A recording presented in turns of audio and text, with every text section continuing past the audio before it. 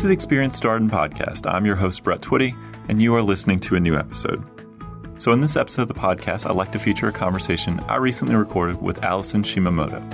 Allison is a second-year student here in our class of 2019, and she and I recently sat down and talked a little bit more about her background, what led her to business school, how she decided to pursue her MBA here at Darden, and how her experience has been so far. So without further ado, here is my conversation with Allison Shimamoto. Allison, welcome to the podcast. Thanks for having me. All right, so for our listeners at home, tell us just a little bit more about you. What did you do before you came to Darden? Yeah, so before I came to Darden, I lived in Philly. I worked in marketing strategy and analytics at an agency called Digitas Health. So there I was helping pharma and healthcare clients better understand the reporting metrics that they were seeing in their advertising campaigns, as well as helping to identify new areas for opportunity or assessing if it made sense to enter a new market. So in short, a lot of different things marketing-wise. But I knew that I wanted a little bit more. And I think I was mostly seeing things that pertained to marketing issues at my clients. But there were many other factors that went into the decisions that they made that I wanted to better understand. So that's one of the reasons that I decided to get an MBA. Was an MBA something that you had thought about for a long time, or was it something that occurred to you over the course of the work that you were doing? What was your journey? Yeah, I think it started to occur to me as part of the work that I was doing and sort of just noticing that gap in knowledge. Interestingly enough, my dad is a former marketer, and so we had conversations pretty frequently about what's going on at work, and he gives great advice, and that was something that he and my mom really pushed me to explore. So glad I did. So how did Darden get on your radar? Yeah, so I was part of Forte. So I don't know if there's any Forte listeners out there, but Forte is a program for women who are pursuing MBAs. So as part of that, I had a mentor. Her name was Mariel Furlong, a former Darden person, and she really pushed me to apply. She really played up the fact that people are genuinely kind. And that the collaborative work environment is something that is worth experiencing, especially if you're trying to, learn from other people's experiences in the classroom. It just sort of lends itself well to that. So I've been asking this question of folks just to try to get a read on how they spent their summer before business school. What people busy, they take some time off. What did you do in the summer before you started your first year? What did I do? I'm trying to think back. So don't tell my husband, but I got married the summer before business school, so that I forgot. But in June, we got married in Philadelphia, and then it was sort of a whirlwind of like moving from there to Chicago. I had a fun honeymoon in Mexico, in Tulum, so that was fun. So I think a good mix of some travel and just generally preparing to come down. I actually moved here a little bit early, so I had time to adjust and explore Charlottesville. So did your husband come to Charlottesville with you? Mm-hmm. So obviously with it being a we thing, how did you think through the decision to come to Darden with a partner? Yeah, I think that's a really good question. I wanted to go somewhere where there was a partner community, and somewhere where I would still also be able to live close enough that I could come home during lunch and spend time. My partner works remotely, so he works from home. So I think in the first year, just having that time to be able to come back during lunch and socialize, whereas I think, some other programs may not necessarily have spoke to me as much in terms of like the partner network. The DPA here is very strong, so that was something. But as it turned out, I think just coming to general events and hanging out with people, friends that you meet throughout the school year has been a great way to integrate. So you mentioned that relationship that you had through the Forte Foundation ultimately sort of got Darden on your radar. What were the factors that led you to Darden? You mean as far as like really securing the application? Or what, ultimately proved to be, these are the reasons that I chose Darden? Definitely the people. So I visited. And upon visiting, you have a name tag when you're a visitor, right? And I think the students that approached me and welcomed me, there was just a certain flavor of, like I was saying before, kindness, but just genuine interest in trying to answer my questions and be available. I actually had one class that I sat in with other first-year students at the time. And in coming back to the admissions office, a Darden student ran after me to hand me her card. So I don't know. There were just lots of examples like that of how I really felt welcomed. Additionally, I knew I wanted to go into consulting. So having a strong core was really important to me. The case method really pulled me in. So being able to learn from real business problems that companies have had and working through it with people who have different backgrounds, like people who worked in finance and things like that, to really kind of help me see the different perspectives that were possible. So what were the first few weeks like here in Charlottesville? Yeah, so, me and my partner came down here from Philly. And so we came a little bit early. We were here, I think, able to enjoy some like the great restaurants that Charlottesville has to offer and just make sure we're getting all stocked up with school supplies. So I think there was certainly a lot of organization. But I think also something that was really important or sort of shaped my experience going into Darden was the events of August 11th. So I had been here in Charlottesville for about a week. And I think for me, as a Black woman, that was certainly a jarring thing to see. And I was really scared. I actually happened to be out with friends at that time and sort of witnessed a lot of like the propaganda and torches. So I think that was very scary. And I wasn't sure what to expect when I was going to start school. And I think in starting and the conversations we had in the classrooms and just the bond that it created between me and the other classmates of color is invaluable. It's a weird thing to say, but it was invaluable. So it really opened up my Darden experience to make us have conversations about race and equality.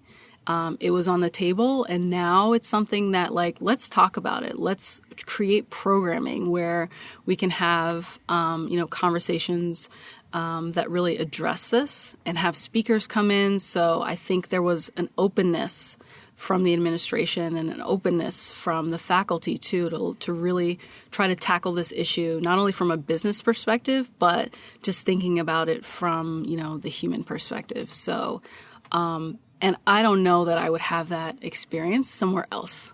So it's weird to say, but I think it's something that, really ended up positively shaping some of the volunteer work and conversations that we could have here in the classroom. So I'm curious about what your first year was like. So you come to Darden, you're a brand new first year student. What was that learning curve like? It was tough. It was really tough. I think that Darden has a reputation of being very challenging. I think we work really hard, and that's true. But you're learning so much and going through so many cases that by the time we get to our 100th case, it's really quite a surprise. It's impressive, like how much content you're able to work through with your learning team together. So I think the first year I spent a lot of time preparing for my cases, sort of a day in the life. You have class from 8 to 1. And then, reading through the cases, meeting with my learning team. And then I think the recruiting process for me was certainly a little bit earlier because of consulting. So I spent time working through case prep and interview prep. But there's a lot of things and activities to do in your first year on top of that too, which breaks it up a little bit. Yeah, how did you juggle, recruiting and schoolwork and maybe clubs and organizations? How did you fit all those things into a busy schedule? I couldn't prioritize all of them at once. So each day was different for me.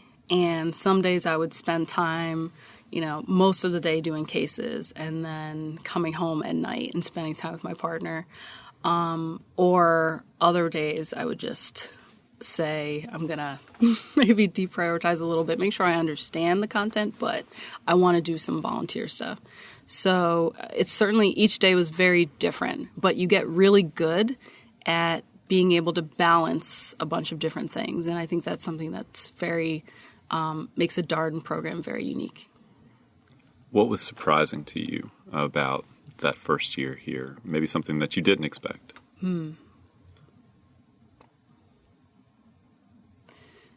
I think, honestly, I think that I knew the professors were going to be really good because of the one class I had taken before.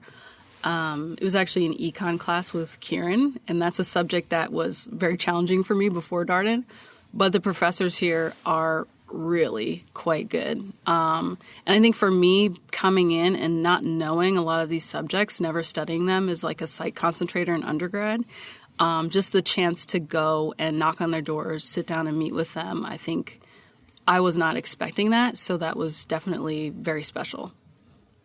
How did you, I think this is a question that we get often from prospective students that come from so-called non-traditional backgrounds, right? I was a poli-sci major, I was a psych major, I was an English major, history major, and insert sort of non-business major here.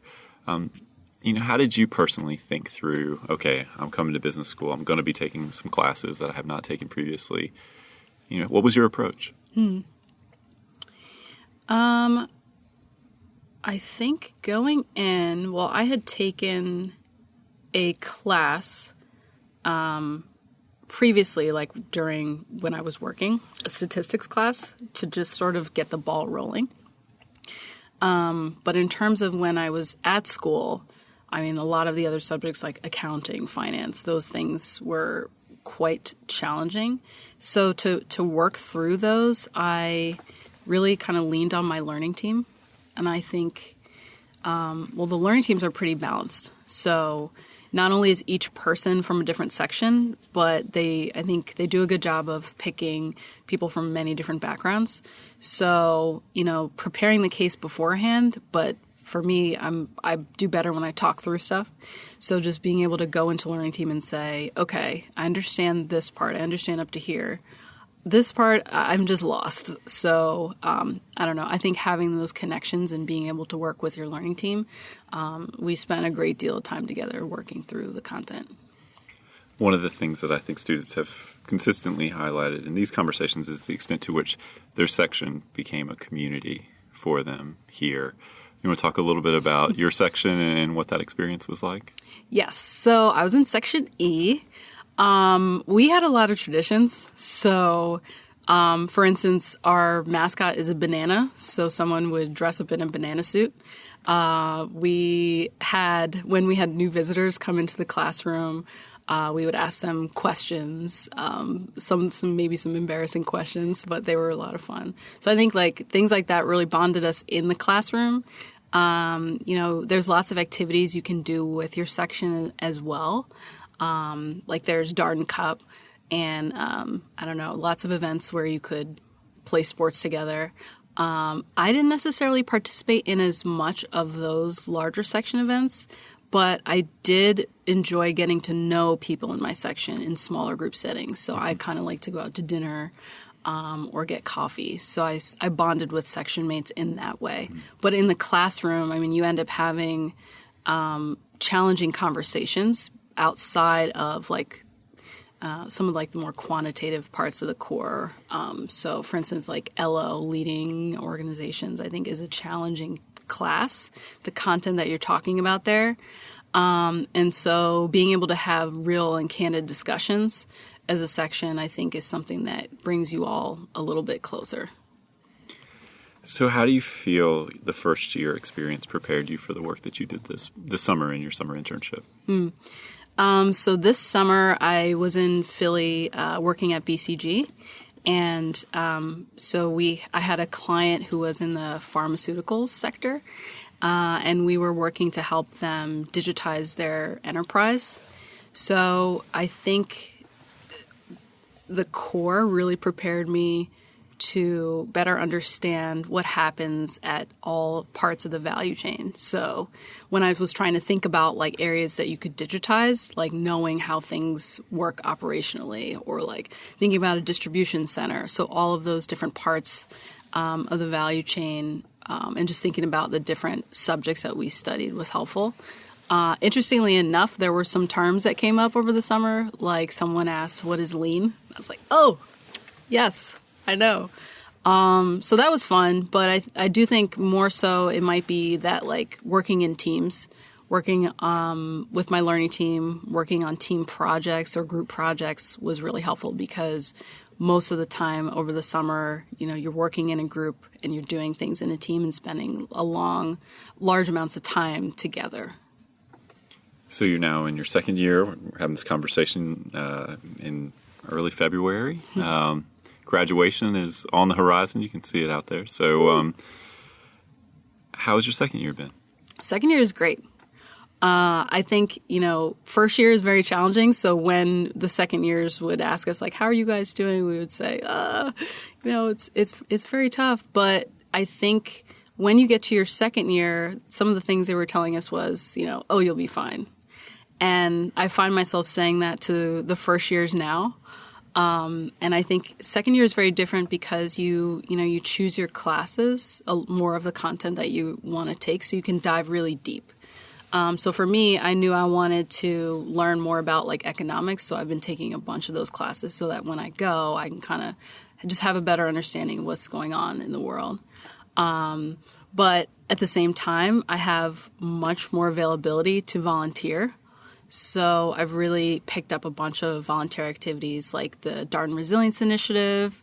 I've been spending a lot of time working on that, as well as I'm on the Black Business Student Association, the Pride Board, as well as Darden Stories. Darden Stories has been one of the most meaningful things to me at Darden. It's a chance where students can get together and share a story about their lives or something that was really meaningful in shaping who they were.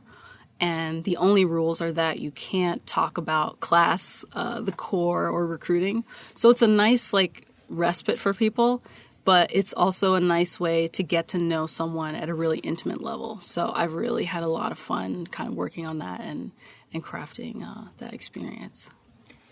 So let's talk a little bit more about Resilience Week, because it's been cool keeping up with the programming that y'all have had over the past couple of years. So for our listeners who are less familiar with Resilience Week, what is it, and what kind of programming do you offer? Yeah, so Resilience Week is one of the major events, the flagship events for the Darden Resilience Initiative. So the goal of the Resilience Initiative is to make business leaders who are better adapted in their work environment. So I don't know, I always heard a lot, bring your whole self to work. And it really is about enabling people to do that. And the tools we try to make available to our peers is like mindfulness lessons, offering headspace meditation. We work a lot with Darden's resident psychologist, Debbie Wilson, who puts together programming as well, yoga.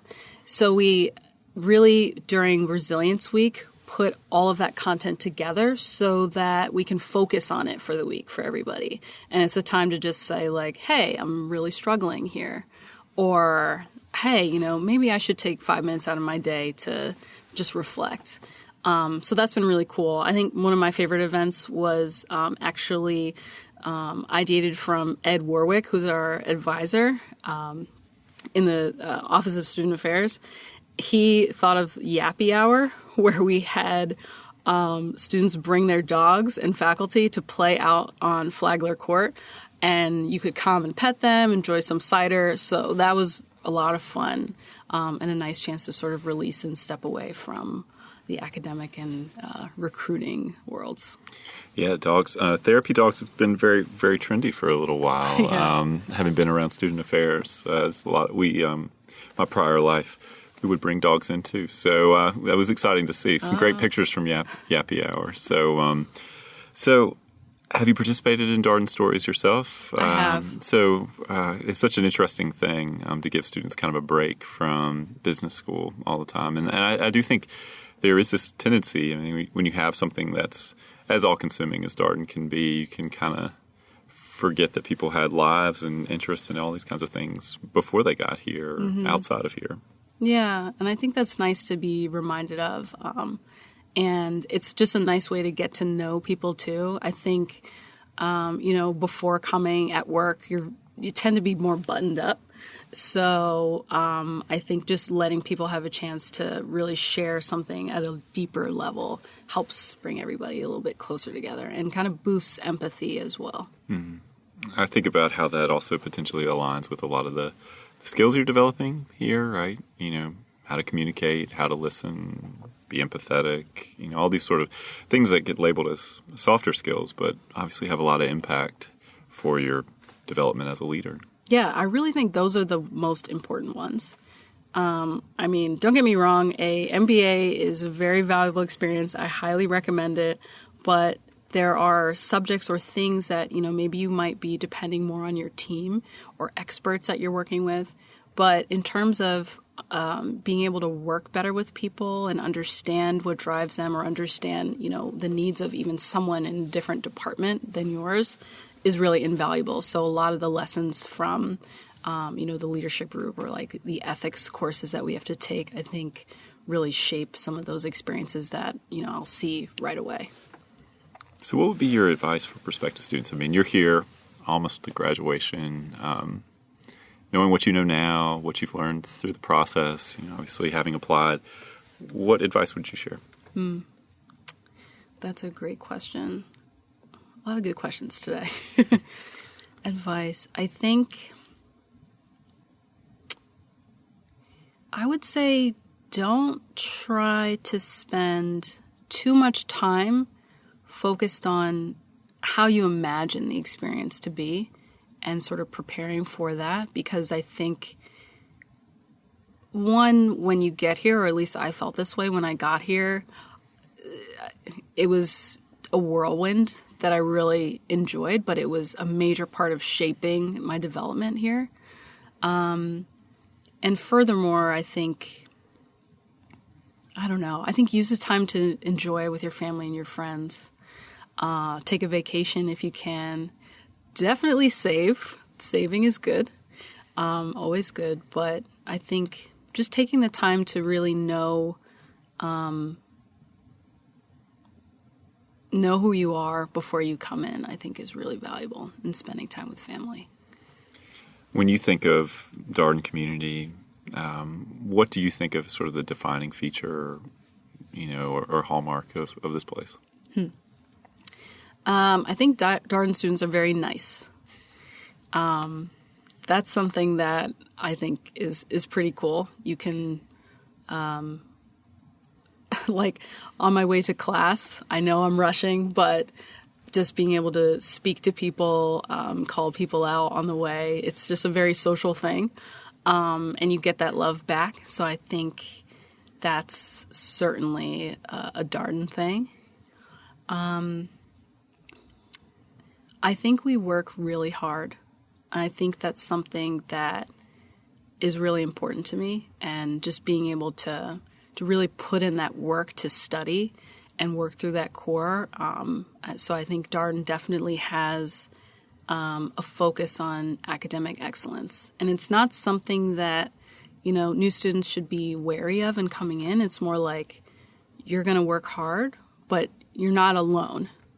There are people with you who are kind of working through this content as well in these classes.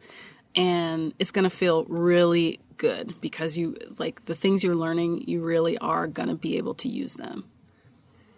How does it feel to, have completed some of this stuff, to be on the other side? I imagine you probably feel like you've been through something challenging. Yeah. I think it's really crazy to think about where I was this time last year, and just sort of how different the second year experience is from the first year experience, I think. But yeah, it's something that it's an accomplishment that I'm really proud of and that I wouldn't change or wouldn't take away. So just as a natural follow-up to what you just shared, so when you think about the second year experience versus the first year experience, you sort of line these things up side by side. How do you feel like they're different? I think first year, for me, I was that person who tried to plan what it would be like. So my first year experience was really colored by trying to learn how to navigate in the environment, getting back to sort of like the mindset that you have to think academically. So learning how to be a student again. I actually graduated 10 years ago from undergrad, so I was coming back to school sort of having to remember all of the little things that go into thinking academically. So that was certainly a focus for me. Just time management is huge. So the first few months of my first year, it felt like, and recruiting for consulting, it felt like I didn't always have enough time. And I think it certainly felt really heavy, but until I think the tools from resilience were really helpful as well, like learning how to really focus back on, hey, what is really important? Like, you're trying to get a job, but there's lots of other things going on in the world. Like, it's important to take time to rest. It's important to eat lunch. So I think going back to basics was a big part of my first year experience and learning how to be a student again. And speaking out. So for me at work, I tended to be a little timid. I didn't want to rock the boat. But at Darden, being in the classroom, and I think your section does a lot to support you, but you really got to raise your hand. And the teachers, the professors are eager to hear from you. But interestingly, like the classes are led by the students. The professors are not leading. Like they'll, push a little bit or try to shape the conversation, but it's important to get your thoughts out there. So for me, at first, I was a little freaked out by the participation part, but after raising my hand a couple times and after really getting in there, it's something that I'm really is really important to me as a second year student. So making sure that my voice is heard. So I think that's something that I learned how to do in first year, and I am using a lot in my second year classes. So what will you be doing after graduation? Yeah, so after graduation, I'll be going back to BCG, working as a consultant. So that's something that I'm really excited to do and taste some of those projects, see how they differ from some of the cases that we got or how I can kind of translate some of those learnings. Well, Allison, thank you so much for taking time to come on the podcast. Thank you. Thanks for having me. And that was my conversation with Allison Shimamoto, a second-year student in our class of 2019. As always, if you have any comments, suggestions, requests, anything you'd like for us to cover here on the podcast, we are all ears. We can be reached at Darden at virginia.edu. Till next time, thanks for listening.